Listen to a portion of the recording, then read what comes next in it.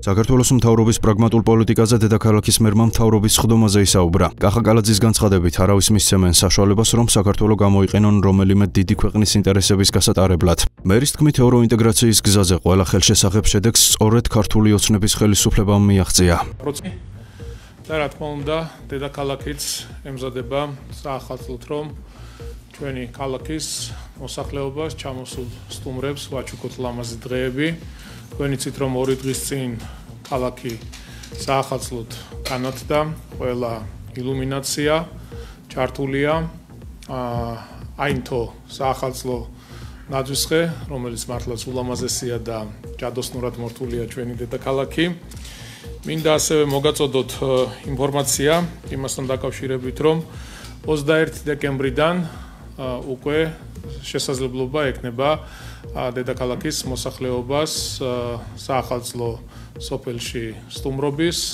ყველაფერს ვაკეთებთ იმისთვის, რომ შევქმნათ საახალწლო განწყობა. თქვენ იცით, რომ ტრადიცია, რომელიც ჩვენ შემოვიტანეთ 2017 წლიდან საახალწლო სოფლით ძალიან დიდი პოპულარობით სარგებლობს. უამრავი ადამიანი სტუმრობს, როგორც ადგილობრივი, ჩამოსული სტუმრები და რა თქმა უნდა, მუნიციპალიტეტი ყველაფერს გააკეთებს, რომ საახალწლო სოფელი ფუნქციონირებდეს და იღებდეს სტუმრებს.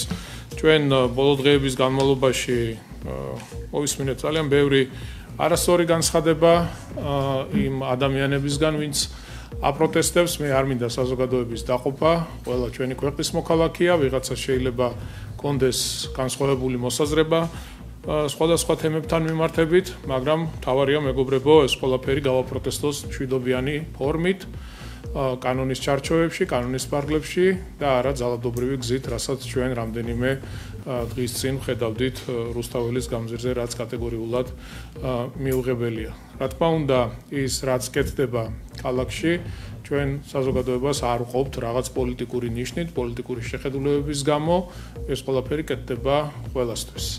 და ყველას მოგიწოდებთ, რომ მობრძანდეთ 21 დეკემბერს შაბათს, შაბათიდან უკვე საახალწლო სოფელი გახსნილი იქნება. შეიძლება ვიღაცა განაწყენებულია, ვიღაცა ნაწყენია მთავრობაზე, ჩვენზე, მაგრამ ყველა დარწმუნდებით, რომ პოლიტიკა ის პრაგმატული პოლიტიკა, რომელსაც საქართველოს მთავრობა ახორციელებს, პირველ რიგში გამომდინარეობს ქვეყნის ინტერესებიდან და რა თქმა უნდა, უპირველესი, მთავარი და მნიშვნელოვანი ეს არის ჩვენი ქვეყნის და ჩვენი ხალხის ინტერესების დაცვა. თქვენ ხედავთ თუ რა პროცესები მიმდინარეობს მსოფლიოში, ძალიან ბევრი რამ შეიცვლება, ბევრი რამ გადალაგდება, მაგრამ ყველაზე მთავარი და მნიშვნელოვანი არის ის, რომ ჩვენ ქვეყანაში გვექნება მშვიდობა, გვექნება სიმშვიდე და ქვეყანა გააგრძელებს განვითარებას, წინსვლას. საქართველოს მთავრობა ევროინტეგრაციის გზაზე, როგორც ბევრჯერ გაგვიცხადებია, კიდევ ერთხელ გავიმეორებ, ყველაფერს ვაკეთებდით და მომავალშიც გავაკეთებთ, რომ პროცესები იყოს გაჩქარებული. თუ კი რაიმე წარმატებას გვაქვს მიღწეული ამ გზაზე, ეს არის ქართული ოცნება დემოკრატიული საქართველოს დამსახურება. ზუსტად ჩვენი ხელისუფლების პირობებში მოხდა ყველა წინსვლა და ის გადადგმული ნაბიჯები, რაც ჰქონდა ბოლო წლების განმავლობაში.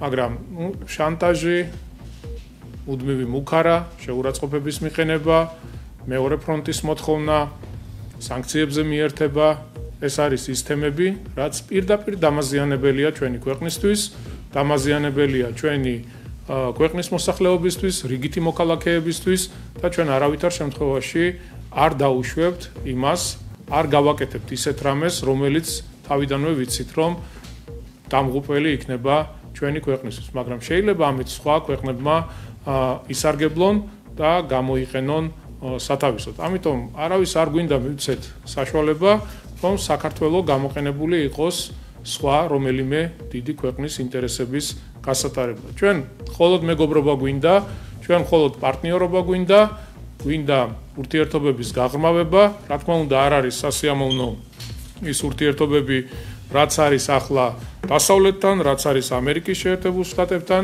საქართველოს ხელისუფლებას არაერთხელ გაუკეთებია განმარტება იმასთან დაკავშირებით, რომ ჩვენ მზად ვართ ეს ურთიერთობები გავაჯანსაღოთ გადაიტვირთოს არსებული ურთიერთობები რაც არის, იმიტომ რომ არავისთვის ეს არ არის მისასალმებელი და მზად ვართ ჯანსაღი ურთიერთობების. თავარია ეს უნდა იყოს ორმხრივი.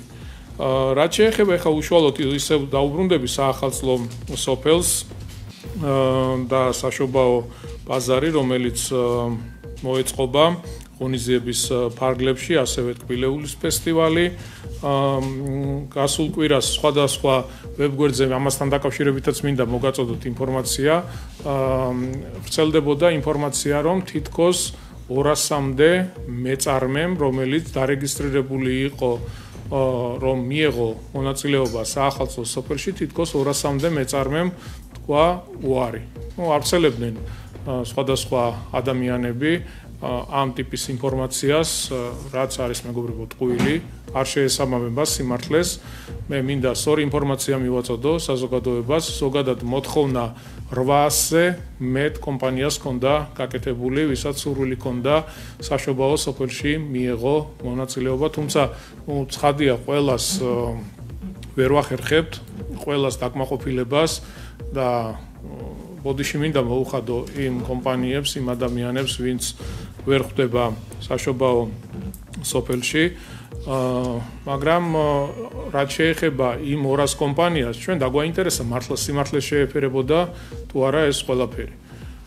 როდესაც დავიწყეთ გადამოწმება, როგორც საზოგადოებას აწვდიდნენ ინფორმაციას, რომ აი 200 კომპანიამ, რომელმაც განაცხადი გააკეთა საშობაო სოფელში მონაწილეობის მიღებაზე, თითქოს განაცხადა უარი. დავიწყეთ გადამოწმება ჩვენმა შესაბამისმა სამსახურმა გადაამოწმა და აღმოჩნდა, რომ მხოლოდ 9 კომპანიას ჰქონდა განაცხადი გაკეთებული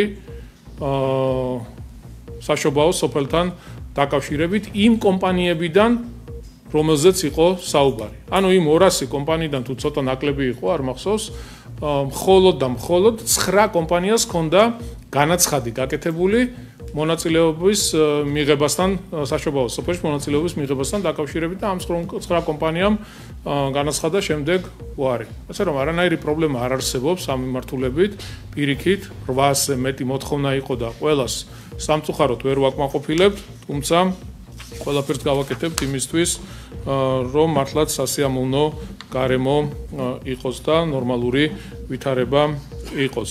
თვითონ რაც შეეხება ესე იგი საშობაო სოფელს, როგორც გითხარით, 21 დეკემბრიდან ორბელიანის მოედანზე, დედაენის ბაღში და იუსტიციის სახლის ავტოსადგომის მიმდებარე ტერიტორიაზე გაიხსნება საშობაო სოფელი, სადაც ძალიან ბევრი ღონისძიება გაიმართება. საახალწლო სივრცეებში საინტერესო წარმოდგენა, პერფორმანსები, კულტურული, სპორტული, საბავშვო, სხვადასხვა თემატური აქტივობებითა და განსხვავებული ჟანრის კონცერტებით დაიტვირთება. საშობაო სოფელში განთავსდება დეკორაცია, ინსტალაციები, ნაძვის ხეები, საბავშვო, საგამოფენო პავილიონები, მოსასვენებელი სივრცეები, საახალწლო მატარებელი, თოვლის ბაბუას, სანტას სახლი და სახელოსნო, სადაც პატარებს დახვდებათ თოვლის ბაბუა, დამხმარე მსახიობებთან ერთად, ასევე ღია კინოთეატრი საახალწლო პროგრამით. მოეწყობა ასევე ატრაქციონების პარკი, საციგურაო ყინულის მოედანი, რომელიც იქნება განთავსებული იუსტიციის სახლის ავტოსადგომზე. ამ მასშტაბის ყინულის მოედანი ჩვენ არასდროს არ გაგვიკეთებია, დაახლოებით 5-ჯერ დიდი იქნება იმაზე, რაც იყო გასულ წელს და იქნება ნამდვილად სასიამოვნო გარემო და ყველანაირად კეთილმოწყობილი. როგორც გითხარით, გაიმართება სხვადასხვა ჟანრის კონცერტები, თეატრალური წარმოდგენა, პერფორმანსები, დაგეგმილია მრავალფეროვანი კულტურული, სპორტული, საბავშვო გასართობი აქტივობები, ზღაპრის გმირების მსვლელობა, ღონისძიებების ფარგლებში მოეწყობა ტკბილეულის ფესტივალი, თბილისის საშობაო ბაზარი, ხელნაკეთი ნივთების გამოფენა, გაყიდვა და ყველაფერი იქნება იმისთვის, რომ იქ მოსულ ადამიანებს ჰქონდეთ ნორმალურად დასვენების და გართობის შესაძლებლობა. ასე რომ 21 დეკემბრიდან 7 იანვრის ჩათვლით საშობაო ბაზარი იფუნქციონირებს ჩვეულებრივად და გელოდებით ყველას შეგიძლიათ მობრძანდეთ დღის ნებისმიერ მონაკვეთში. საღამოს ხადია გაიმართება კონცერტები. მინდა შევეხო ასევე ერთ მნიშვნელოვან საკითხს, ეს არის მიწების სისტემური რეგისტრაცია. ეს იყო წლების განმავლობაში ძალიან დიდი პრობლემა. ბევრი თბილისელისთვის, რომლებიც ფლობდნენ აქტიურად მიწებს და ვერ ახერხებდნენ მის დარეგისტრირებას. 10,000-ობით ასეთი ოჯახი იყო დედაქალაქში. მთელი ქვეყნის მასშტაბით ხორციელდებოდა სისტემური რეგისტრაციები, მაგრამ თბილისი იყო გამონაკლისი. ჩვენ რა თქმა უნდა მივიღეთ გადაწყვეტილება და 2023 წელს გავაფორმეთ მემორანდუმი საქართველოს იუსტიციის სამინისტრო საჯარო რეესტრის ეროვნულ სააგენტოსთან და გაფორმებული ხელშეკრულების საფუძველზე თბილისის მუნიციპალიტეტის 12 გეოგრაფიულ არეალში დაიწყო სისტემური რეგისტრაციის პროექტი, რომელიც მიმდინარე წლის ბოლოს უნდა დავამთავროთ. პროექტის დასაფინანსებლად ჩვენ გამოვყავით დაახლოებით 8 მილიონი ლარი, იმისთვის რომ შეგვეძინა შესაბამისი მოწყობილობები, ტექნიკა, რაც აღჭურვილობა, რაც საჭიროა პროექტის განხორციელებისათვის. პროექტის ფარგლებში შერჩეული არეალები შეადგენს დაახლოებით 4,264 ჰექტარს, საიდანაც დაურეგისტრირებელია 757 ჰექტარი მიწის ნაკვეთი. საერთო ჯამში თბილისში სისტემური რეგისტრაციის პროექტი ეხება 27,000-ზე მეტ მიწის ნაკვეთს. დღეის მდგომარეობით თბილისის მთავრობის გადაწყვეტილებით საჯარო რეესტრის ეროვნულ სააგენტოს უკვე მივეცით თანხმობა გაცემულია, რომ დაახლოებით 13,351 სარეგისტრაციო წარმოებაზე გასცეს შესაბამისი დოკუმენტაცია. ნიშნულოვანია, რომ დღევანდელ მთავრობის თომაზეც ვიღებთ მსგავს გადაწყვეტილებას, რათა საჯარო რეესტრის ეროვნულ სააგენტოს მივცეთ თანხმობა დამატებით 5,269 სარეგისტრაციო განაცხადზე მიიღოს გადაწყვეტილებები და მოახდინოს მიწების რეგისტრაცია და გაახაროს და გააბედნიეროს ის ოჯახები, ვინც ამდენი წელია ელოდებოდა აღნიშნულ გადაწყვეტილებას. დღევანდელი გადაწყვეტილებები შეეხება ახალდაბის, კოჯრის, კიკეთის და წყნეთის სისტემურ არეალებში შემავალ მიწებს. ძალიან მიხარია, რომ ბევრ ოჯახს გავახარებთ, გავაბედნიერებთ და როგორც გითხარით, აღნიშნული პროგრამა მიმდინარე წლის ბოლოსთვის იქნება დასრულებული. ეს იყო რისი თქმაც მინდოდა, მეგობრებო, ახლა შეგვიძლია გადავიდეთ ხის რიგით გათვალისწინებული საკითხების განხილვაზე და გადაწყვეტილებების მიღებაზე.